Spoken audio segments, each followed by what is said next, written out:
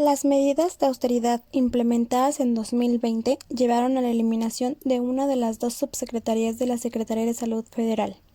El CENETEC, junto con la mayoría de los centros dedicados a la política de salud, regulación, planificación de servicios médicos y capacitación de profesionales de la salud, quedó desorganizada, lo que afectó negativamente la función de rectoría que desempeña la Secretaría de Salud en la prestación de servicios. En cuanto al acceso a insumos clave, la pandemia aumentó aún más la presión sobre el sistema de contratación pública, que ya había sido objeto de una serie de reformas, además de las medidas de austeridad del gasto público, incluidos recortes presupuestarios. Las reformas administrativas al esquema de contratación pública se iniciaron tan pronto comenzó la administración actual a fines de 2018. El sector de la salud fue una de las primeras áreas en experimentar los efectos de la cruzada contra la corrupción que se puso en marcha en 2019. El proceso de adquisiciones a través de licitaciones públicas que el IMSS había gestionado durante años se suspendió repentinamente. El IMSS, como el comprador más grande y experimentado, había agrupado los presupuestos de la mayoría de las grandes instituciones sanitarias federales, incluidos el ISSSTE, la Secretaría Federal, algunos institutos nacionales de salud y proveedores a nivel estatal.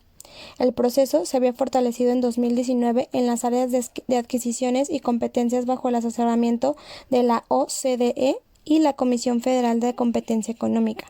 Si bien había desafíos que atender, el proceso ofreció una buena relación calidad-precio y un servicio confiable. En 2019, las responsabilidades de adquisiciones se transfirieron a la Secretaría de Hacienda y Crédito Público. La desconfianza del presidente y la consiguiente lucha contra las empresas de distribución de medicamentos y las farmacéuticas locales llevaron a una gran escasez de medicamentos esenciales en el país. México es uno de los países más afectados por la pandemia a nivel latinoamericano, ocupando el segundo lugar en tasa de mortalidad después de Brasil. Desde el inicio, el gobierno subestimó la magnitud que todo esto traería. Cuando en otros países se estaban tomando medidas agresivas para el cuidado de la población, las fallas sistemáticas en los mensajes del gobierno federal y los errores de juicio de los principales líderes políticos contribuyeron al impacto devastador de la pandemia en nuestro país. Esta nos encontró con un sistema de salud muy precario. Todo esto resultado de la falta de inversión pública por parte de los gobiernos. A pesar de saber la deficiencia que había en los hospitales, no hubo el equipamiento necesario desde que China anunció la pandemia a finales del 2019. Ni siquiera el personal sanitario tenía el equipo personal necesario y no se establecieron protocolos de protección. México ahora registra la tasa de mortalidad más alta del mundo entre personal médico a causa del COVID-19.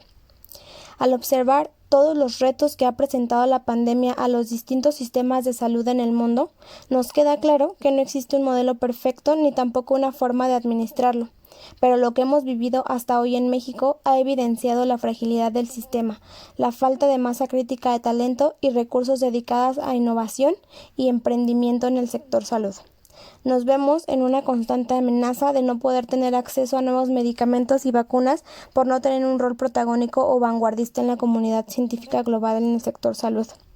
Todos estos hechos nos deben hacer pensar en cómo transformar y evolucionar de una forma positiva. He recabado toda esta información respecto a las malas decisiones y tropiezos que ha tenido el gobierno en el sector salud, debido a que tienen una gran conexión con mi entorno laboral. Desde hace casi 4 años me encuentro laborando en una empresa privada donde se realizan estudios clínicos a muy bajos costos.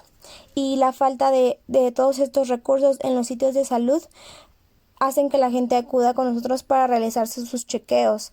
Eso siempre ha beneficiado a la empresa, pero a raíz de la pandemia tuvimos un gran impacto, o sea, el flujo de pacientes tuvo un gran aumento respecto a las ventas. Esto era obvio, bajos costos y calidad en el servicio. Todo esto para la empresa fue una pieza clave y se vio beneficiada, pero el personal nos vimos muy afectados, esto por exceso de trabajo, falta de personal debido a que personas expuestas de diabetes, hipertensión, se fueron a sus casas. Al principio no teníamos el equipo necesario y estuvimos muy expuestos al virus. Obviamente muchas personas se enfermaron, nos enfermamos incluyéndome a mí, y otros definitivamente desertaron. En fin, todas estas precariedades por parte del sector salud siempre han beneficiado a mi empresa y seguirán haciéndolo si seguimos con toda esta autoridad.